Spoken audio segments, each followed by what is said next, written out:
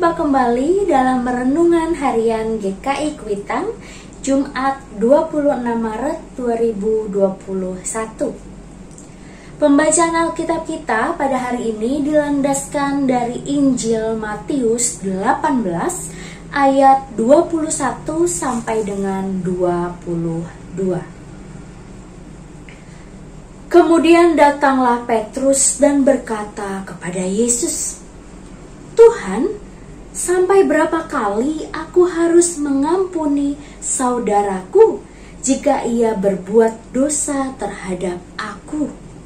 Sampai 7 kali?" Yesus berkata kepadanya, "Bukan, aku berkata kepadamu, bukan sampai 7 kali, melainkan sampai 70 kali 7 kali." Shalom Bapak Ibu yang terkasih di dalam Tuhan Yesus Kristus. Kiranya Bapak Ibu Saudara dalam keadaan yang baik. Bapak Ibu yang terkasih, hal mengampuni merupakan hal yang paling sulit untuk dilakukan oleh hampir semua orang. Terutama jika orang yang menyakiti adalah orang terdekat atau orang yang kita sayangi. Tidak mudah untuk mengampuni kemudian memberikan kesempatan yang kedua bagi orang yang sudah menyakiti bahkan mengkhianati kita. Bahkan rasa sakit hati ini dapat berlangsung hingga bertahun-tahun tanpa ada solusi. Kalaupun ada yang bisa mengampuni, kejadian tersebut akan sangat membekas dalam hati. Firman Tuhan mengajarkan kita untuk mengampuni orang yang berbuat salah kepada kita. Tidak hanya 1 kali saja, bahkan berkali-kali. Ini berarti bahwa pengampunan yang kita berikan adalah pengampunan yang tiada batasnya. Tidak peduli betapa dalam luka hati yang diakibatkan. Tugas kita adalah mengampuni orang tersebut. Mengapa kita harus mengampuni orang yang bersalah kepada kita? Orang yang menyakiti kita, mengkhianati kita? Jawabannya adalah karena Yesus sendiri telah mati di atas kayu salib untuk menebus dosa kita. Pengampunan sudah diberikan oleh Yesus bagi kita.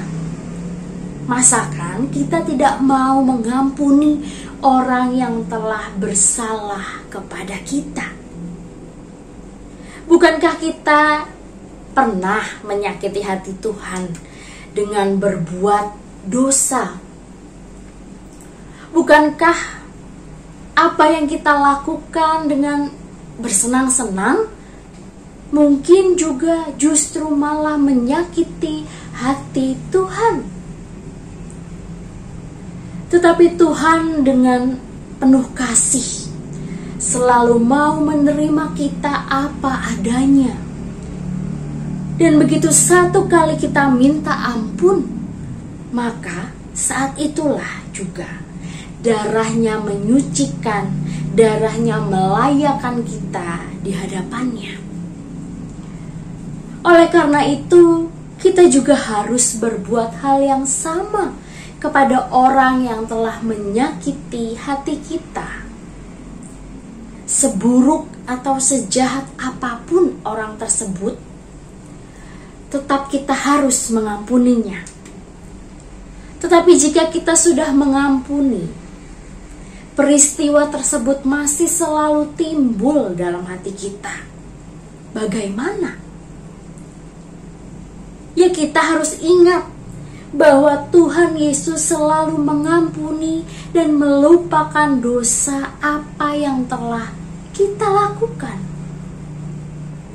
Mengampuni dan melupakan adalah kedua hal yang sangat erat yang harus kita lakukan pada saat kita mengampuni orang yang bersalah kepada kita. Bapak Ibu Saudara ingat kisah kedua orang yang ikut disalib di sebelah Yesus? Keduanya adalah penjahat yang telah melakukan banyak perbuatan jahat. Tetapi ketika salah satu seorang dari mereka mau menerima Yesus sebagai juru selamat hidupnya, pada saat itu juga Yesus mengatakan kepadanya bahwa hidupnya telah diselamatkan. Yesus tidak melihat sebesar apa dosa orang tersebut. Yesus tidak melihat seberapa jahat orang tersebut, tetapi Dia menerimanya dengan penuh kasih. Ingatlah bahwa ketika kita mengampuni orang yang bersalah kepada kita, maka Bapa di surga juga akan mengampuni segala kesalahan kita di hadapannya. Selamat berefleksi, selamat mengampuni untuk kita semua. Tuhan memberkati. Amin. Mari kita berdoa. Ya Allah, ampuni segala salah dan dosa kami. Ketika kami tidak mau membuka hati kami ya Bapa, untuk mengampuni, untuk memaafkan mereka yang menyakiti hati kami. Tatkala juga kami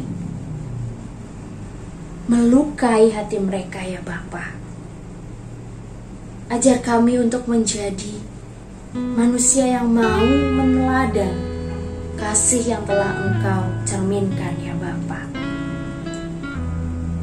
Inilah kami, anak-anak-Mu yang penuh dengan kekurangan. Dalam nama Tuhan Yesus Kristus, berkati setiap kami ya Bapa. Kami telah berdoa dan mengucap syukur. Amin.